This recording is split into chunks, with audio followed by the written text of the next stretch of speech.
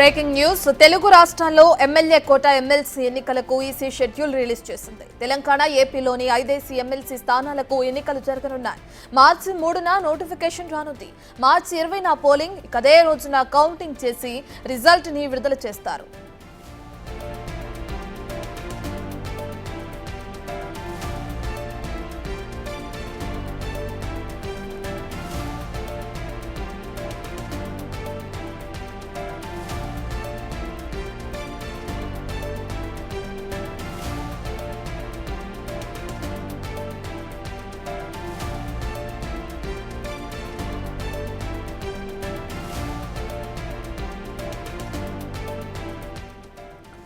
ఇక తెలుగు రాష్ట్రాల్లో ఎమ్మెల్యే కోట ఎమ్మెల్సీ ఎన్నికలకు ఈసీ షెడ్యూల్ రిలీజ్ చేసింది.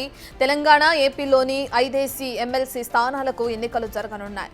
మార్చి 3న నోటిఫికేషన్ రానుంది. మార్చి 20న పోలింగ్, అదే రోజున కౌంటింగ్ చేసి రిజల్ట్ ని విడుదల చేస్తారు.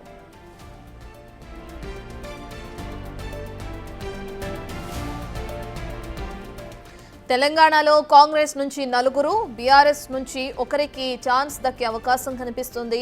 ఇక కాంగ్రెస్ నుంచి చాలా మంది ఆశావహులు టికెట్ ఆశిస్తున్నారు. తెలంగాణలో మహమూద్ అలీ, సత్యవతి రాథోడ్, సుభాన్ రెడ్డి, ఎగ్గే మల్లేశం, మీర్జా రియాజుల్ హసన్ పదవీ కాలం పూర్తి చేసుకుంటున్నారు.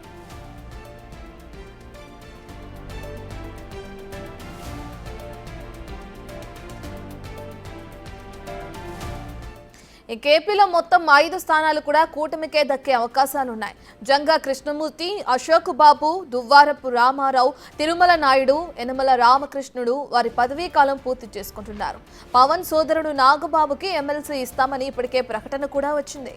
మిగిలిన స్థానాల్లో ఎవరనే దానిపై ఉత్కంఠ నెలకొంది.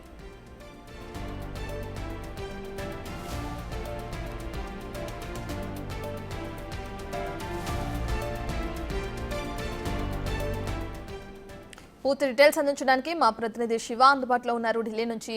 రైట్ శివ, ఇప్పటికే చూసుకుంటే అటు తెలంగాణ అలాగే ఏపీలోని ఎమ్మెల్సీ స్థానాలకి సంబంధించి నోటిఫికేషన్ విడుదల చేయడం మనం చూస్తున్నాం. ఈసీ దానికి సంబంధించిన డీటెయిల్స్ ఏ విధంగా ఉన్నాయి శివ?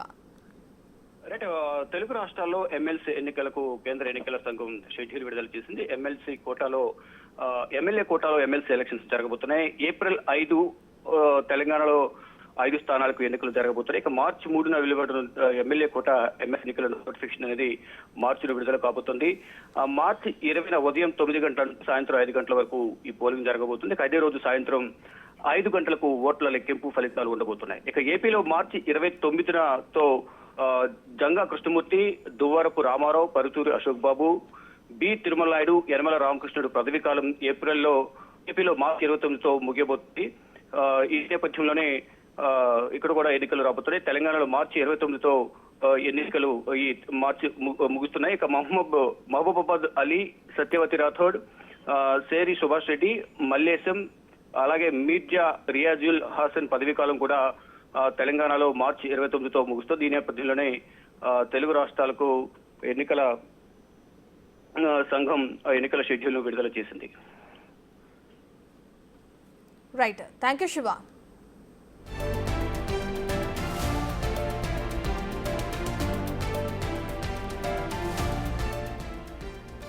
ఇక తెలుగు రాష్ట్రాల్లో ఎమ్మెల్యే కోట ఎమ్మెల్సీ ఎన్నికలకి ఈసీ షెడ్యూల్ విడుదల చేసింది. దానికి సంబంధించిన నోటిఫికేషన్ మనం చూస్తున్నాం.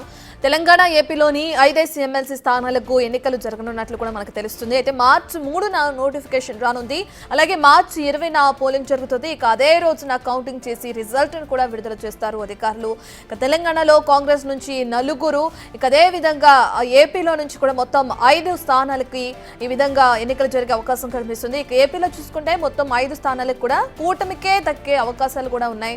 జంగా కృష్ణమూర్తి గాని, అశోక్ బాబు, అలాగే రామారావు, తిరుమల నాయుడు, యనమల రామకృష్ణుడు వారి పదవీ కాలం పూర్తి చేసుకుంటున్న నేపథ్యంలో ఎన్నికలు జరిగే అవకాశం కనిపిస్తుంది. ఇక పవన్ సోదరుడు ఎవరైతే నాగబాబు ఉన్నారో తనకి ఇప్పటికే ఎమ్మెల్సీ స్థానం ఇస్తామని చెప్పి కూడా ప్రకటన కూడా వచ్చింది. మిగిలిన స్థానాల్లో ఎవరికనే దానిపై అటు ఏపీలో ఉత్కంఠ కొనసాగడం కూడా మనం చూస్తున్నాం. ఇక ఇటు తెలంగాణ విషయానికి వస్తే తెలంగాణలో కూడా కాంగ్రెస్ నుంచి 4, అలాగే బీఆర్ఎస్ నుంచి 1కి ఛాన్స్ దక్కే అవకాశం కనిపిస్తుంది. ఇక కాంగ్రెస్ నుంచి చాలా మంది ఆశావహులు కూడా టికెట్ ఆశిస్తున్నారు.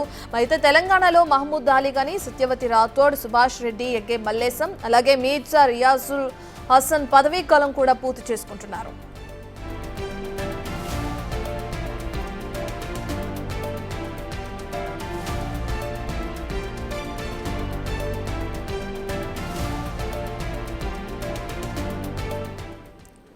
రైట్, ఇక మనం చూస్తున్నాం తెలుగు రాష్ట్రాల్లో ఎమ్మెల్యే కోట ఎమ్మెల్సీ ఎన్నికలకి సంబంధించి ఈసీ షెడ్యూల్ విడుదల చేయడం మనం చూస్తున్నాం. ఇక దీని ప్రకారం మార్చి 3న నోటిఫికేషన్ రానుంది. మార్చి 20న పోలింగ్ జరుగుతుంది.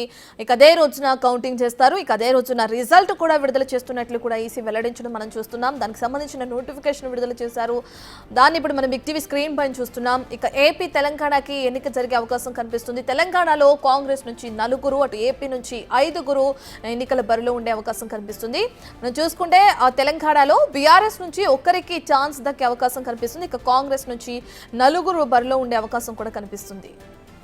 ఇదే విషయానికి సంబంధించి అమరావతి నుంచి మా ప్రతినిధి శివ లైవ్ లో పూర్తి డీటెయిల్స్ అందిస్తారు. రైట్ శివ, మనం చూస్తుంటే ఈసీ నోటిఫికేషన్ విడుదల చేయడం మనం చూస్తున్నాం. మార్చి 3న ఎన్నికలు ఉండనున్నాయి. మార్చి 20న పోలింగ్ జరుగుతుంది అని కూడా చెప్తున్నారు. అయితే అటు ఏపీ విషయానికి వస్తే శివ, ఏపీలో మొత్తం 5 స్థానాలకు కూడా ఈ ఎన్నిక జరిగే అవకాశం కనిపిస్తుంది. అది కూడా కూటమికే ఎక్కువగా అవకాశాలు ఉండే ఇది కూడా మనం చూస్తున్నాం. ఇక ఒక స్థానానికి ఇప్పటికే అటు పవన్ అన్న ఎవరైతే ఉన్నారో నాగబాబుకి కూడా ప్రకటన చేసేశారు. మిగిలిన 4 స్థానాలు ఎవరైనా ఉత్కంఠ నెలకొన్న నేపథ్యంలో ఎవరి పేర్లు తెరపైకి వస్తున్నాయని చెప్పుకోవచ్చు శివ.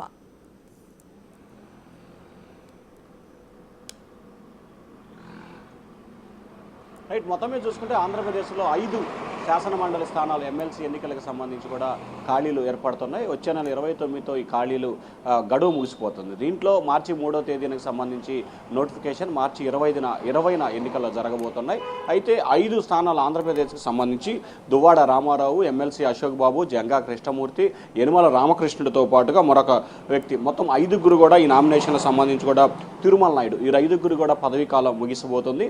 ఈ 5 పదవీ కాలానికి సంబంధించి ఇప్పటికే డిప్యూటీ సీఎం జనసేన అధినేత పవన్ కళ్యాణ్ సోదరుడు నాగబాబుకి ఎమ్మెల్సీ ఇచ్చి మంత్రిని చేస్తానని చెప్పి గతంలో మాటిచ్చారు. దాని ప్రకారం జనసేన కోటాలో ఒక స్థానం పోతుంది, మరొకటి బీజేపీకి ఇచ్చి 3 స్థానాలు తెలుగుదేశం పార్టీ తీసుకునే అవకాశాలు కనిపిస్తూ ఉన్నాయి. ఎందుకంటే గతంలో ఒక స్థానం వచ్చినప్పుడు జనసేనకి ఇచ్చారు, ఆ తర్వాత 2 టీడీపీ తీసుకుంది, ఆ తర్వాత 3 రాజ్యసభ స్థానాలకు వచ్చి 2 టీడీపీ తీసుకుంది, 1 బీజేపీకి ఇచ్చింది. ఇప్పుడు 5 ఎమ్మెల్సీ స్థానాలు ఖాళీ ఏర్పడుతున్న నేపథ్యంలో ఈ 5టికి సంబంధించి కూడా ఒకటి ఆల్రెడీ జంగా కృష్ణమూర్తి వైసీపీ నుంచి టీడీపీలోకి రావడం జరిగింది. అశోక్ బాబు, యనమల రామకృష్ణుడు ఆల్రెడీ టీడీపీలోనే ఉన్నారు. సో ఈ నేపథ్యంలో టీడీపీకి సంబంధించి ఎన్నికల సమయంలో దాదాపుగా 175 నియోజకవర్గాలకు సంబంధించి 45 నియోజకవర్గాల్లో అభ్యర్థులను మార్చడం కానీ కొత్త వారికి కానీ ఇచ్చిన పరిస్థితి కనిపించింది. ఈ నేపథ్యంలో వారిలో కొంతమందికి ఎమ్మెల్సీ ఇవ్వాలని చెప్పి కూడా ప్రపోజల్ వస్తున్నాయి. ముఖ్యంగా పిఠాపురం పవన్ కళ్యాణ్ కోసం త్యాగం చేసిన వర్మ, అలాగే జనసేన అధినేత నాగబాబు సోదరుడు నాగబాబు, ఇట్లా వీరందరికీ కూడా భర్తీ చేసే అవకాశాలు అయితే కనిపిస్తున్నాయి. ఇవన్నీ కూడా 6 సంవత్సరాలు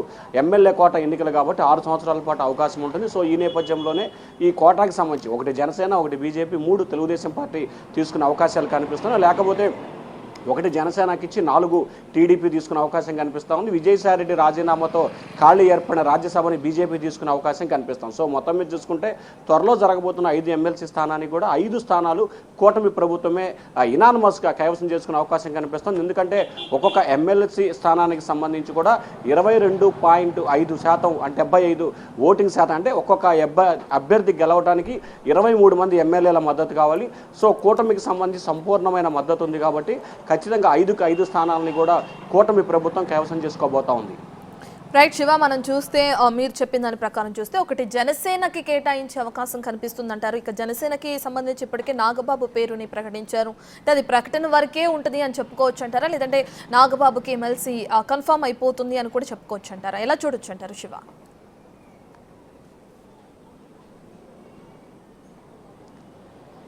అంటే ప్రధానంగా చూసుకుంటే ఎమ్మెల్సీకి సంబంధించి నాగబాబుకి ఇస్తారా, లేకపోతే ఇంకొకరికి ఇస్తారా అనే అంశాన్ని మనం పక్కన పెడితే 5 ఎమ్మెల్సీ స్థానాలకు సంబంధించి ఖాళీలు ఏర్పడ్డ నేపథ్యంలో కూటమి ప్రభుత్వం తెలుగుదేశం, జనసేన, బీజేపీ మధ్య 100 పోస్టులు ఖాళీ ఉంటే 7 టీడీపీకి, 2 జనసేనకి, 1 బీజేపీకి ఇవ్వాలనేది ఒప్పందం. సో ఈ ఒప్పందంలో భాగంగానే ఇప్పుడు 5 ఎమ్మెల్సీ స్థానాలకు సంబంధించి 4 టీడీపీకి, 1 జనసేనకి ఇవ్వాలనేది ప్రపోజల్.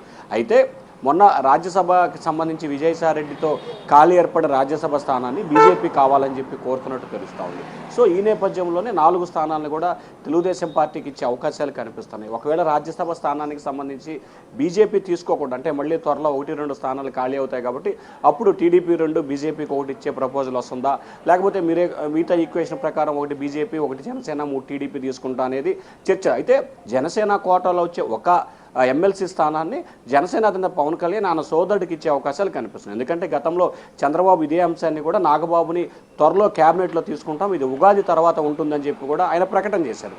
సో త్వరలోనే ఏదైతే ఎన్నికకు సంబంధించి మార్చి 3న నోటిఫికేషన్, మార్చి 20న ఎన్నిక ఉంది కాబట్టి ఖచ్చితంగా వచ్చే నెల 30వ తేదీన ఉగాది ఉన్న నేపథ్యంలో ఖచ్చితంగా అసెంబ్లీ సమావేశాలు కూడా అప్పుడు జరుగుతూ ఉంటాయి. సో ఈ నేపథ్యంలో అప్పుడే ఓటింగ్ పెట్టి ఇనానమస్ జరిగే అవకాశం కనిపిస్తూ ఉంది కాబట్టి సో జనసేన కోటలో ఒక స్థానం వస్తుంది కాబట్టి ఆ కోటాని జనసేన అధినేత పవన్ కళ్యాణ్ ఆయన సోదరుడికి ఇచ్చిన మాట ప్రకారం కూడా ఎమ్మెల్సీ ఇచ్చే అవకాశాలు కనిపిస్తూ ఉన్నాయి.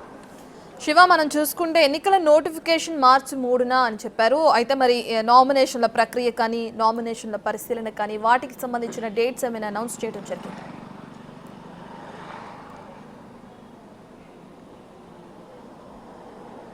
అంటే మార్చి 3వ తేదీకి సంబంధించి ఎన్నికల కోడ్ అంటే ఎన్నికల నోటిఫికేషన్ వెలువడుతుంది. మార్చి 10 నుంచి నామినేషన్ల ప్రక్రియ ప్రారంభంగా అవుతుంది. మార్చి 13న అంటే మార్చి 3కు సంబంధించి 10వ తేదీ వరకు నామినేషన్ల స్వీకరణ ఉంటుంది. మార్చి 11వ తేదీన స్క్రూటినీ, 12న విత్డ్రాయలు, 13న అధికార ప్రకటన ఉంటుంది. 13వ తేదీ నుంచి 20వ తేదీ వరకు కూడా ఆ ఎన్నికల షెడ్యూల్ అంటే ప్రచారానికి సంబంధించి పాయింట్ ఉంటాయి. సో మొత్తం 21 రోజుల నుంచి 14 నుంచి 21 రోజుల వ్యవధి ఉండే అవకాశం కనిపిస్తూ ఉంది. సో ఈ నేపథ్యంలోనే మార్చి 20వ తేదీన పోలింగ్ ఉంటుంది. సో ఎన్నికల ప్రక్రియకి సంబంధించి మార్చి 3న నోటిఫికేషన్ వెలువడిన తర్వాత మార్చి 20న ఎన్నిక జరుగుతుంది. అదే రోజు కూడా కౌంటింగ్ వెలువడటం, వెంటనే ఎన్నికల ఫలితాలు కూడా అదే రోజు వెలువడించే అవకాశం కనిపిస్తూ ఉంది.